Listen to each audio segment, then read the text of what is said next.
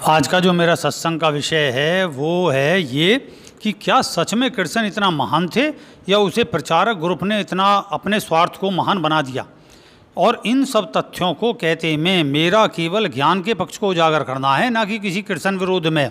तो आओ कुछ इन बातों से जो शास्त्रगत हैं और महाभारत आदि में उल्लेखित हैं उन भागों में इस भाग एक में मैं आपको देखता हूँ और बताता हूँ और समझाता हूँ। इसी संबंधित यहाँ अन्य विषय और उनके जो यहाँ जो शेष रह गए होंगे, क्योंकि इतना बड़ा विषय है ये कि इसे संक्षिप्त में नहीं बताया जा सकता, फिर भी संक्षिप्त में कहूँगा भाग एक में क्या है कि अगर आप देखो तो महाभारत में कृष्ण का इतना विशेष प्रचार नहीं है, क्योंकि उसमें केवल अर्जुन ही महान व्यक्तित्व है और असल में वो है भी। और यूँ निम्न तथ्यों को देखें तो पहले जानें कि उस समय सम्राट कौन था भारत का। ये प्रश्न है कि उस समय सम्राट कौन था, और शांतनु से लेकर भीष्म और पांडु और धृतराष्ट्र और फिर पांडव यानी युधिष्ठिर ये सम्राट थे। तो उस समय चक्रवर्ती सम्राट जो होता था उसे राजा या तो उससे राजा पराजित होते थे या वो संधि करके अपने राज्य में एक दूसरे के दूत रख के उसके तत्वाधीन में कार्य करते थे। स्वतंत्र नहीं थे वे, और चाहे वो सम्राट रिश्तेदार ही क्यों ना हो। ऐसे में जब पांडु जो है चक्रवर्ती सम्राट था तभी उससे कुंती की शादी हुई, और कुंती कृष्ण के पिता वासुदेव की बहन थी, और वासुदेव का विवाह कंस की बहन देवकी से हुआ। यों कंस आदि सभी राजा पांडु के अधीन या संधि के शर्त पर राज करते थे। तब सोचो कैसे कंस को इतना बड़ा राजा हो गया कि उसने पृथ्वी से स्वर्ग तक सबको विजय कर डाला। कितना हास्यपद है और विरोधी गल्प कथा नजर आती है। और यदि कुंती को पता चला होगा कि उसका भाई कंस नामक राजा ने कैद कर लिया है तो वो तो भाई वहाँ हाय हत्या मच गई होगी, और उसका पति पांडु और ससुरालियों को जीना हराम कर देगी कि ये कैसे सम्राट हो गए, एक राजा कंस जो है वो मेरे भाई वासुदेव को कैद कर लिया। ये सुनते ही पांडु या भीष्म जरासी ही देर में वासुदेव को कैद से छुड़ा लेते और कंस को बंदी बना लेते, और बल्कि कंस अगर ज़्यादा बोलता तो निमटा और दिया जाता उसी काल में। और रही अब गीता में अर्जुन को कृष्ण का उसके संशय होने पर उपदेश देने की 700 श्लोकों की कथा।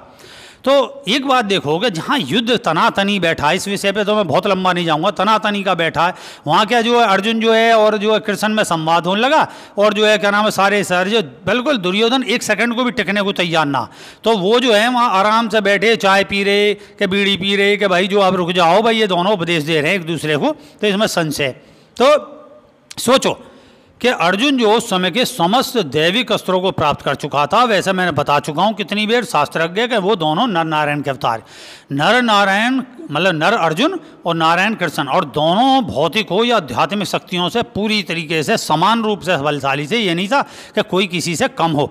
और यहाँ फिर भी वो जो है उसके जैसे दोनों एक दूसरे के समान पूरक है, एक दूसरे की सहायता करते थे समय समय पर। तो उस समय जो देवताओं को भी जो दुर्लभ था पाशुपात अस्त्र, वो शिव जी से साक्षात कुश्ती लड़कर इसने अर्जुन ने प्रसन्नता प्राप्त करके प्राप्त किया था। अब अस्त्रों की प्राप्ति का अर्थ क्या हुआ? बेकार। तब एक क्षण में वो नष्ट कर डालता था, और मतलब नष्ट कर डालता था उस सबको, तब उसे क्या डर और क्या संशय। असल में वह विषय ही दूसरा था, जिसको बाद में जो वेद व्यास से उन्होंने और तरीके से रचित करा। और उसमें विषय क्या था? अर्जुन को इसका संशय नहीं था कि जो मार दूंगा, मतलब उसे संशय था कि जो हमारे जैसे भीम का शाप था, मतलब भीम का जो वो था क्या नाम है प्रतिज्ञा, और युधिष्ठिर की प्रतिज्ञा थी कि मैं शल्य को उससे मारूंगा, और शल्य से युद्ध में जो है उन्हें पराजित करके मारा, और सबका एक दूसरे से जो है इस तरीके के जो आपस के जो थे वो एक प्रतिज्ञाएं थी। वो प्रतिज्ञाओं का क्या होगा? मैं तो क्षण भर में नष्ट कर दूंगा इन सबको। और वैसे भी अगर तुम मतलब जो अष्टवसुओं में से एक थे भीष्म, तो भीष्म जो है वैसे भी देखोगे जो विष्णु भगवान है उनके द्वारपाल है, मतलब उस समय की चीज़ों को लेके ये अष्टवसु थे, ना कि भगवान से टक्कर ले सके ही कोई। ऐसे समझो कि जैसे राष्ट्रपति और नीचे चपरासी, तो भला उन्हें कौन हरा सके ये चीज़ों। और नर नारायण को कौन हरा देता? जरा भी तो टिकी ना सके इनके सामने। तो ये तो ऐसा हो अपनी लोकलीला के लिए एक दूसरे को थोड़ा सा मौका दिया जाता, वही सब मौका उसमें आपको देखने में आता।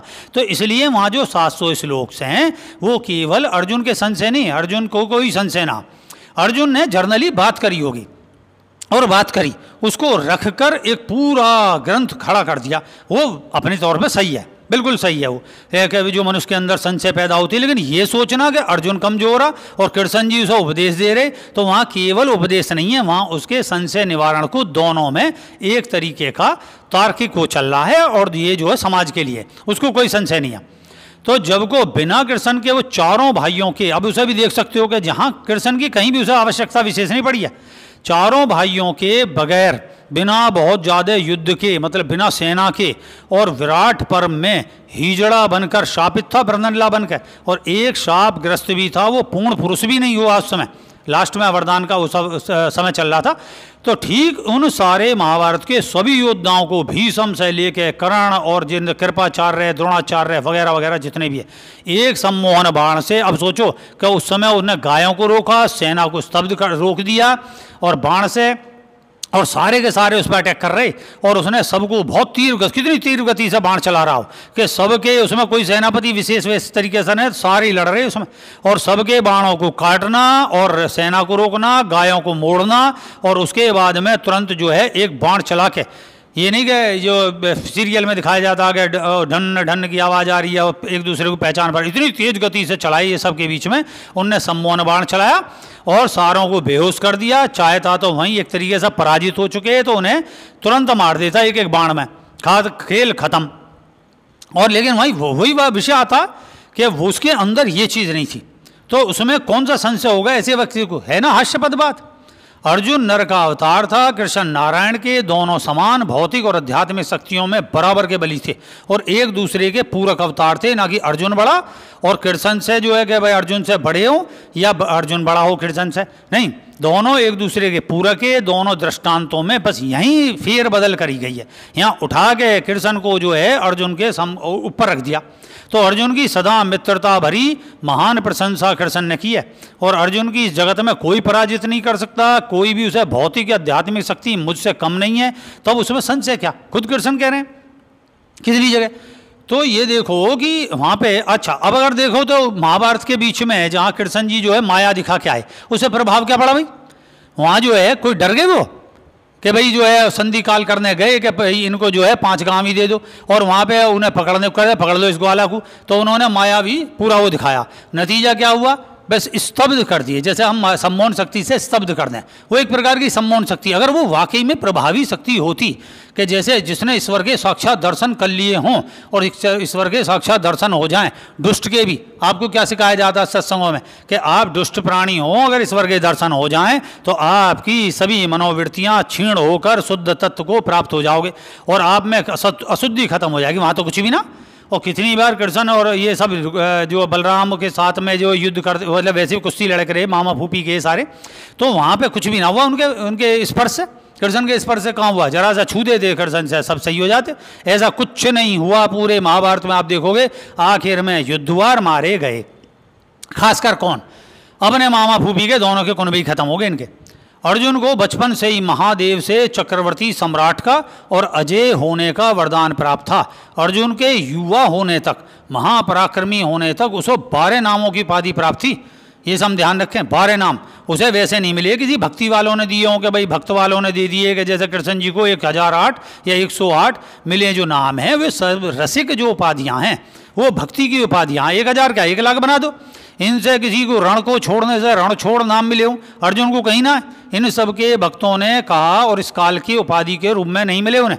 वो सारे के सारे, जैसे अर्जुन को उन्होंने किरीटी जो है, मतलब किरीट जो है मतलब मुकुट नाम से, उसने जो है देवराज इंद्र को अपनी जो युद्ध कौशल सीखने की वजह से उन्हें गुरु दक्षिणा में वो मुकुट जो है गुरु दक्षिणा में दैत्यों से लेकर दिया था। उसे देवासुर संग्राम के समय दैत्यों छीन के ले गए थे, और युद्ध में अकेले अर्जुन ने समुद्र में दैत्यों की नगरी में घुसकर उन्हें मारा, और युद्ध को देवासुर संग्राम में सम्मिलित जो मातली जो देव सारथी था उसने भी कहा था कि भाई मैं तो मूर्छित हो गया, और युद्ध में त्रिदेवों ने भी दैत्यों को इतना अकेले पराजित नहीं किया था।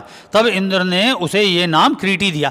ऐसे किरीटी थे, पारथ था उसका नाम, कि भाई इतनी गति से उसने मनुष्य को मतलब मार मार के जो है लोथर जो है धरती में मिला देता। ऐसे उसके अनगिनत नाम है, मतलब अनगिनत में 12 नाम मुख्य हैं।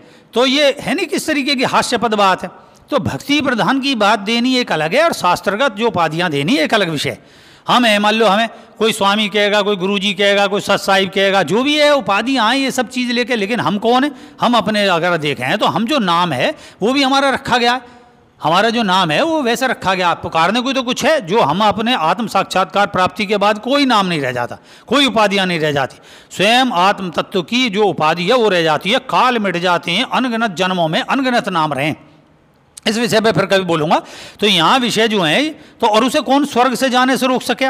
ये और देखो कि शिक्षा ग्रहण करने को अर्जुन जो है से शरीर कितनी बार स्वर्ग गया, और उसके पिता इंद्र थे, और इंद्र के पिता मतलब पिता इंद्र हैं, और लड़का जो है अर्जुन है, उसे स्वर्ग जाने से कौन रोक सके? वो तो सीधा डायरेक्ट जावे। तो ये सबके मृत्यु के उपरांत स्वर्ग जाने के लिए भी उसे वो तो किस बात की है? तो मोक्ष की बात एक विषय अलग हो गया। मोक्ष के लिए शरीर भी जा सकता है अगर उसने तपस्या करी है। ये सब इतने उच्चतर ऊंची अवस्थाएं, क्योंकि देखिए युधिष्ठिर भी जो है वो जो है यम अर्थात यमराज का जो है लड़के, और उनका देवता कौन है? जितने भी यमराज वगैरह जितने भी चीज़ें पंचदेवों के देवता थे, इंद्र। इंद्र से बड़ा कौन हो जाएगा? तो इंद्र से बड़ा कोई ना है भाई। उस समय जो है उनका लड़का, मतलब यमराज का लड़का तो चला गया सीधा जो है स्वर्ग को, है, और जो है इंद्र जो अर्जुन चला गया वैसी, जो कि सबसे ज़्यादा कृष्ण का प्रिय। ये सोचो, नर हो रहा वो क्यों वो चला जाता? तो सवाल ये है कि नर हो नारायण दोनों ने शरीर त्यागे, तो दोनों को शरीर त्यागना आवश्यक है। प्राकृतिक पंचभूतों को वो विलीन हो जाना एक अलग विषय है। इसलिए अर्जुन ने भी अपने शरीर का त्याग करा, कृष्ण ने भी अपने शरीर का त्याग करा, दोनों समांतर हैं अगर देखोगे। और पांडवों के वनवास होने पर भी तुम उन्हें परेशान करने के लिए दुर्योधन सहित जिस कर्ण की जो इसकी उपाधि है कर्ण बड़ा, वो कर्ण कितनी ही जगह इतनी तेजी से पराजित किया गया है कि उसकी मतलब आप तुलना ही नहीं कर सकते। और इस कर्ण को अर्जुन के शिष्य जो थे गंधर्वों के राजा चित्रसेन ने युद्ध में हराकर, जो कि अर्जुन ने उसे चित्रसेन के सारी चीज़ों को काट दिया केवल मशाल से। अगर महाभारत पढ़ोगे, मूल महाभारत पढ़ा करो, इधर उधर की नहीं, तो आप देखोगे तो वो मतलब जब ये उसमें थे वनवास में, तो चित्रसेन को जो गंधर्वों का राजा जो था उसे हरा दिया, और उस पर संधि काल पे मित्रतत्व व्यवहार करने के कारण जो है अर्जुन ने उसे धनुर्विद्या सिखाई, और उसने जो है मनोयोग से मनोवेग से उत्पन्न चलने वाले और इस मनोयोग से उत्पन्न होने वाले अनगिनत घोड़े कभी भी मतलब हाजिर करने की उसे वो दिया वरदान कि जब आपको चाहिए जब घोड़े आपको प्राप्त हो जाएंगे। ऐसे बहुत सी बातें। तो जो है ये सोचोगे जो अर्जुन का शिष्य रहा वो गंधर्वों का राजा, उसने जरा सी देर में सारे के सारे बांध के अपने साथ ले गए। युधिष्ठिर के कहने पर जब उसके दुर्योधन के सिपाही आए बचाओ बचाओ, और जो है युधिष्ठिर कहने पर आकाश में बाणों की सीढ़ी बनाकर छोड़ने पर युधिष्ठिर के कदमों में आके गिरे। और तभी ऐसे अर्जुन का क्या बिगाड़ सकता था कोई, ना कृष्ण ना कोई चीज़। बल्कि कृष्ण जी को अगर जरासंध के युद्ध को देख लो तो 22 बार युद्ध में पराजित करके मथुरा छोड़ने पर विवश कर दिया, और समझे। और भीम ने ही आखिर उसे मारा। ये मामा फूफी के लड़के आपस में एक दूसरे की सहायता करते थे। उस सहायता के नाम पर इतना बड़ा ड्रामा खड़ा कर दिया है कि बलराम इतने धींगे फलाना ढिमका। बलराम क्या है मुझे में ना उन पर जो है समझोगे, जब ये उसको लेके चला गया क्या नाम अर्जुन सुभद्रा को, तो अकेले हाथ से मतलब एक धनुष को जो है पैरों से पकड़ा एक पैर से, और रथ जो है मतलब और जो एक हाथ से बाण चला गया इतनी गति से, इनके सारे शल्य वगैरह जितने सब रोक दिए। शल्य उनका जो है शिष्य था अर्जुन का, तो वही बलास्ट में बचा। तो ये सब देखोगे ऐसा कहीं कुछ ना कि भाई कृष्ण जी इसलिए इतना बोले उसमें कि भाई उसे पता है कि एक बार युद्ध खड़ा हो जाएगा, अर्जुन के बराबर कोई नहीं है। उन्होंने साफ कह दिया, कितनी जगह कह दी, और वो खुद नहीं अड़े इस चीज़ों को लेकर। वो जानते थे कि ये भी उतना ही समान बलशाली है जितना मैं। अड़ने पर क्या होगा, आपस में एक दूसरे को पराजित कर डालेंगे और अपराजित रहेंगे दोनों। तो एक गल्प कथा नारायणी सेना की भी फैला रखी है कि जी वो अजयी तो जरासंध से क्यों 22 बार हार कर भाग गई, ये बताओ। अनेकों बार भाग गई, ना महाभारत में किसी राधा का जिक्र है, बस वहाँ रुक्मणी और अन्य विवाहों का उल्लेख है। कहाँ है इनके जीवन में दिव्य प्रेम, ये बताओ कि जी कृष्ण जी के दिव्य प्रेम का एक हम देखते हैं आज के टाइम में विजातीय अभिनेता का नाम नहीं लूँगा, विजातीय अभिनेता वो हिंदू लड़की से विवाह कर ले हुए और उसके जो कभी अफेयर के किस्से नहीं सुने गए, और उसने उसी को रखते हुए सब जो है उच्चता प्राप्त करी। इसे कहते हैं डिवाइन लव। डिवाइन लव का अर्थ है ये तो उस जमाने में एक प्रकार का मतलब प्रेम किसी एक से होता है। तुम खुद बताओ, तुम किसी से अगर जो श्रोता हो तो तुम कितने भी जो है एक से प्रेम करोगे या अनेक से? प्रेम एक से होगा, और उसी प्रेम से उसी से ही विवाह करना चाहोगे। और जिसमें कृष्ण जी को कौन रोक सका, कोई नहीं रोक सकता था। तो उनसे जिसने भी लेटर लिख दिया कि भाई मुझसे शादी कर लो, उन्होंने उसी को स्वीकार कर लिया। ये सब किस्सा यहाँ विरोध में नहीं बोल रहा, मैं शास्त्रगत बात कह रहा हूँ, विरोध का विषय नहीं, चढ़ाओ मत नया। तो दया और कृपा अनेक पे की जा सकती है, अनगिनतों पे कृपा की जा सकती है। यूँ दया और करुणा दिव्य प्रेम नहीं होता, ये ध्यान रखो। दिव्य प्रेम है एक ही बंदे में एकाकार होना, उसको अपने में और अपने को उसमें, यही विशिष्टाद्वैतवाद है और यही अद्वैतवाद है। यूँ बहुपत्नीवाद इनके चरित्र का एक विशेष भाग देखने पाता है, अगर तुम भगवान के रूप में भी देखोगे तो भी, और जो है अगर तुम जो है राजा के तौर पे भी देखोगे तो उस समय बहुपत्नीवाद। तो क्या थी स्त्री की स्थिति? भाई एक व्यक्ति अनगिनत पत्नियों को रखे पड़े। हमें उसकी बात नहीं करता ऋचाओं की कि भाई करोड़ों लाखों ऋचाओं से उन्होंने शादी करी, वो तो विषय ही नहीं है। केवल 8 पत्नियों का उल्लेख है, उन्हें भी कह दिया अष्टशक्तियाँ। तब भी एक अगर रुक्मणी है तो रुक्मणी का तो कहीं नहीं संग में मिलता है इनका, जबकि रुक्मणी से प्रेम करने के कारण इनकी सारी मूर्तियाँ किससे होनी चाहिए? अपनी पत्नी के साथ। तो तुम क्या सीख रहे हो कि पत्नी का तो बगल में रहे और जो है जो प्रेमिका तुम्हारे दिल में रहे? ये क्या है, हास्यपद नहीं है कि तुम्हें खुद भा जाएगी आज के टाइम में भी? तो ये सब क्या सीख रहे हो उस चीज़ से लेकर? तो यों बहुपत्नीवाद का एक चरित्र का विशेष भाग है। और गोपियाँ भी जितनी भी हैं वो स्त्री नहीं थी, ये ध्यान रखो। वे पिछले जन्म के सारे ऋषि पुरुष है, वही परिवर्तित हुए, वही उन्होंने रमण के भाव ईश्वर से मतलब अर्थात उन्हें अपनी पत्नियों को त्याग कर भाग गए, वे कायर गई के त्याग के भाग गए और अपनी जो है स्त्रियों को त्याग कर, स्त्रियों का सहयोग तो लिया नहीं, स्त्रियों को सहयोग दिया भी नहीं किसी ने उस काल में। इसे है पुरुष युग। तो मेरा पुरुष युग के प्रति जो है जो 4 जो सतयुग, द्वापर, कालयुग, मतलब ये सब है, सतयुग है, त्रेता है, द्वापर है, कलयुग है, और इसके बाद आज चल रहा स्त्री युग। और स्त्री युग के 4 युग चलेंगे। इस विषय पे मैंने जो है 87 मिशन और ये सब विषय है, और इसे पढ़ोगे तो ज्ञान पाओगे। तो यहाँ पे वही है कि पिछली वो सारी गोपियाँ सारे पुरुष थे, तो उनसे रमण भाव रख के स्त्रियाँ बनी, और इस व्रत से जो आत्मा में इस अपने रमण का भाव है। आत्मा क्या है? आत्मा की परावस्था परमात्मा, और उस समय जो कौन परमात्मा तत्व को प्राप्त है? योगी कृष्ण। तो ये सब अहेतुक जो है, अहेतुक जो कृपा है वो हो सकती है, दिव्य प्रेम नहीं। और ये इसलिए जो दिव्य प्रेम का तो सब्जेक्ट ही नहीं है, और दिव्य प्रेम की कोई बात करता है तो बिल्कुल गलत है। और जिस वेद व्यास, अब वेद व्यास की बात देखो, जिस वेद व्यास ने विश्व के सर्वश्रेष्ठ ज्ञान 4 वेदों का संकलन किया, वो लिखे नहीं है उसने, ज्ञान वेद पहले से थे, संकलित किया, और उनमें से बहुत रह गए होंगे, छूट गए होंगे, इतना विषय नहीं लिख सकता, जिनसे सभी ने एक मत में आत्म तत्व की प्राप्ति को निर्विवाद रूप से माना है। वही वेद व्यास वेदों के स्थान पर जो आत्म साक्षात्कार का, हिंदुत्व का, सनातन का, आर्यों का एक मुख्य मतलब सिद्धांत है। अपनी आत्मा को जानो, उसका मूल सिद्धांत क्या? अपनी आत्मा को जानो, उसमें कुछ हो या ना हो, केवल एक पक्ष है, अपने को जानो, अपनी ओर लौटो, अपने मतलब अपने को जानो, और उसकी अपनी आत्मा, उसकी परावस्था परमात्मा को जानो और अपने में स्थिर हो जाओ, यही आत्म साक्षात्कार। और उन वेदों के स्थान पर वही जो है वेद व्यास अनर गलर प्रलापी कथा श्रीमद् भागवत को अपनी आत्म शांति को लिखेंगे। क्या हास्यपद है कि जो शांति और आत्म साक्षात्कार उन्हें वेदों से प्राप्त नहीं हुआ, वो क्या उन्हीं के जो मतलब उनके जो उन्हीं कहीं के मारे हुए कहीं की लिखी हुई श्रीमद् भागवत में किसी में काल का ही पता नहीं है। तब ये वेद उन्होंने खुद ही जो पहले सबसे पहले क्या करना चाहिए, अगर तुमने ही कोई जो है 3rd क्लास किताब लिखी हो, फिर उसके बाद 1st क्लास किताब लिखो, तो 3rd क्लास किताब को जला दोगे तुम। ये सोचोगे भाई इसे तो फूंक डालो क्योंकि अब इसी चीज़ कर दो, तो उन्हें तो 4 वेदों उसी समय नष्ट कर देने चाहिए, फिर ये श्रीमद् भागवत रखना चाहिए बस, हैं बताओ। तब अंत में अनेक शापों के कारण, तो ये बकवास फैला रखी है, व्यर्थ का लेखन है कि मैं जो है वेदों के अंत में खुद लिखे जाने पर उनका कुछ नहीं प्राप्त होगा, तो व्यर्थ के लेखन है ऐसा। तो इनमें शास्त्रज्ञ हैं, ठीक है, अपनी जगह कुछ बातें सही हैं, ऐतिहासिक बातें हैं, उन तक को तो मान लिया जा सकता, लेकिन बिल्कुल यही कह लो कि वेदों से परे हैं ये सब, उच्चतर है कतई भी नहीं। और क्या, तो इसलिए जो है, और अब आगे देखो, तो आप देखोगे अंत में अनेक शापों के कारण इन सहित सभी का पूरा कुल खत्म हो गया। कृष्ण जी का खुद, कृष्ण जी खुद और खुद शापित, और खुद जो उनका कुनबा खत्म हो गया, उनके कुल सहित अनेक योद्धाओं की पत्नियों को भील ले गए। अब यहाँ अगर उठाई जाए बात तो कमेंट कसते हैं कृष्णपंथी कि जी वो अर्जुन को एक बार घमंड हो गया, अर्जुन को घमंड जबरदस्ती दिखा के उन्होंने निरी कथाएं बना डाली। अर्जुन को कहाँ घमंड है? तो उसमें क्या दिखा रखा कि भाई वो जो है अर्जुन को कहा कि भाई विरुद्ध हो गए, तुम जाके योद्धाओं की पत्नियों को जो ये समय इतनी 18 मतलब जो है 16 जितनी भी अक्षुणी जो सेना थी वो मारी गई है। तो 16 साल की उम्र से और 70 साल तक की उम्र के योद्धा जो लड़े, यहाँ तक कि 150 साल तक के योद्धा थे, वो सब मरे। उनकी पत्नियाँ कहाँ गई? वो विधवाओं का क्या हुआ? उसकी तो कोई व्यवस्था नहीं करी गई है। तो उनको अर्जुन छोड़ने गया, कहाँ ये भी कोई उल्लेख नहीं है।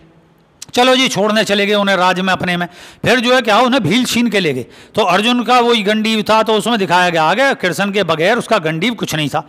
अरे चलो भैया, तुमने कमेंट कस दिया, तो कृष्ण जी ने क्या कर लिया भाई?